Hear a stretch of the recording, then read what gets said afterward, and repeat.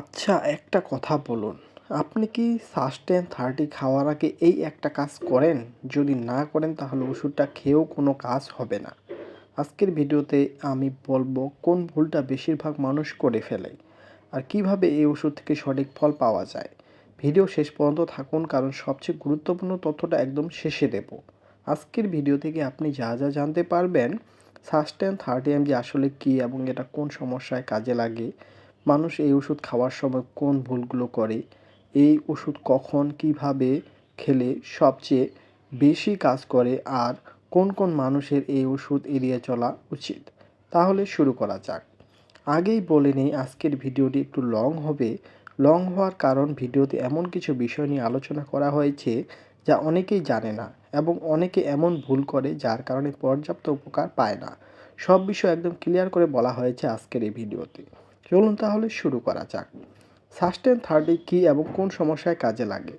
দেখুন, পুরুষদের মধ্যে একটা সমস্যা আছে যেটা নিয়ে মানুষ মুখ খুলতে চায় না, কিন্তু এটা আসলে অনেক বেশি মানুষের মধ্যে দেখা যায়। সমস্যাটার নাম হলো খুব তাড়াতাড়ি শেষ হয়ে যাওয়া।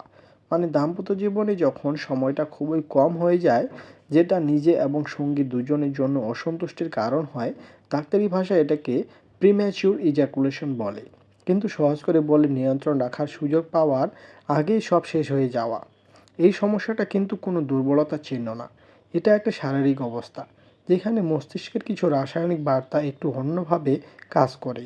আর এই সমস্যায় সবচেয়ে বেশি যে ওষুধ ডাক্তাররা দেন সেটা হলো ড্যাবোকজেটিন, যেটা সাস্টেন 30 নামে পাওয়া যায়। সাস্টেন 30 এর ভেতরে যে উপাদান আছে সেটার কাজ হলো মস্তিষ্কের একটা নির্দিষ্ট রাসায়নিক বার্তা একটু ধরে রাখা, যেটার ফলে নিয়ন্ত্রণ একটু বেশি সময় থাকে। সহজ করে বললে একটা মস্তিষ্ককে বলে একটু ধীরে যাও। এটা কোনো শক্তিবর্ধক ওষুধ না, এটা নিয়ন্ত্রণের ওষুধ। এই দুটো জিনিস এক না, এটা বোঝা খুব জরুরি। এখন অনেকে ভাবতে পারেন এই সমস্যাটা কি খুব বেশি মানুষের হয়।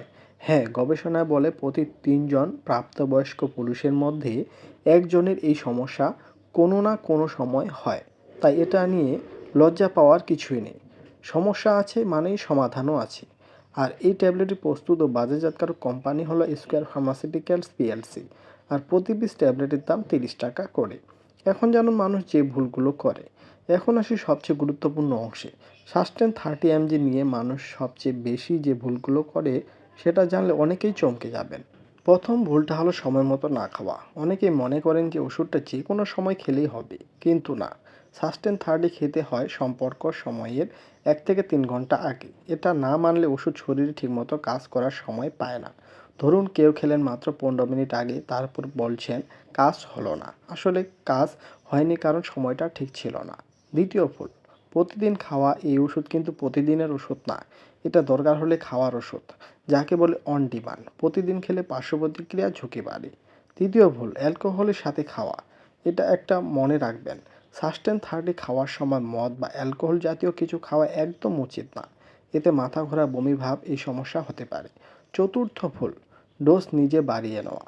30 mg এর কাজ না হলে 60 mg খেয়ে দেখি, এই চিন্তা মাথায় আসলে থামুন। ডোজ বাড়ানোর সিদ্ধান্ত একমাত্র ডাক্তারের। নিজে থেকে বাড়ালে পার্শ্ব প্রতিক্রিয়া বাড়ে, ফল বাড়ে না। এখানে একটু থামি, আপনাদের কাছে দুটি প্রশ্ন করতে চাই। প্রথমটা হলো, আপনি কি কখনো এই ধরনের সমস্যার কথা ডাক্তারের কাছে বলতে দ্বিধা করেছেন? কমেন্টে জানান হ্যাঁ অথবা না। দ্বিতীয় প্রশ্ন, আপনার আশেপাশে কেউ কি এই ওষুধ ব্যবহার করে ভালো ফল পেয়েছেন? সেটাও কমেন্টে জানাতে পারেন। কমেন্ট সেকশনটা একটা নিরাপদ জায়গা, এখানে শেয়ার করুন নির্ভয়ে কেন এই ওষুধ বেশি কার্যকর। এবার আসি এই ওষুধ কেন কাজ করে সেটার।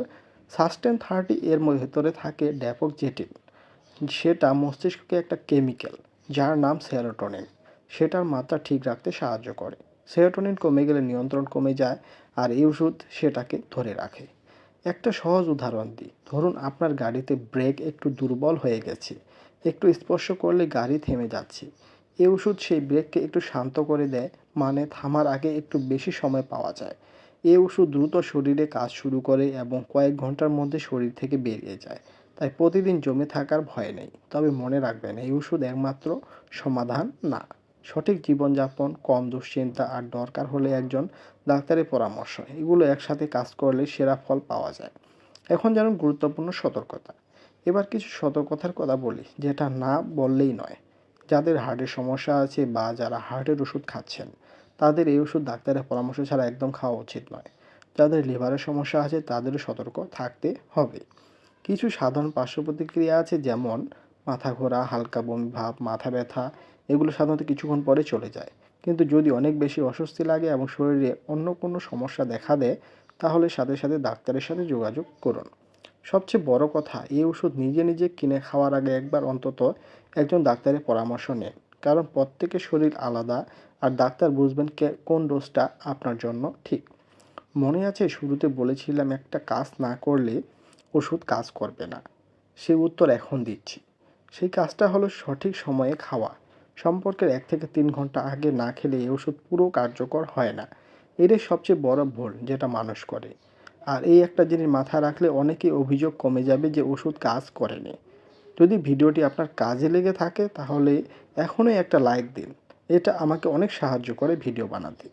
আর যদি মনে করেন এই তথ্যগুলো আপনার কোনো পরিচিত মানুষের কাজে লাগতে পারে, তাহলে ভিডিওটি শেয়ার করুন। কারণ সঠিক তথ্য পৌঁছে দেওয়াটা একজন ভালো মানুষের কাজ।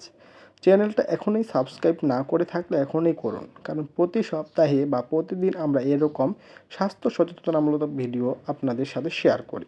আর কমেন্টে জানান আজকের ভিডিও থেকে নতুন কি জানলেন। আপনার কমেন্ট আমাকে পরের ভিডিও বানাতে অনুপ্রেরণা দেয়।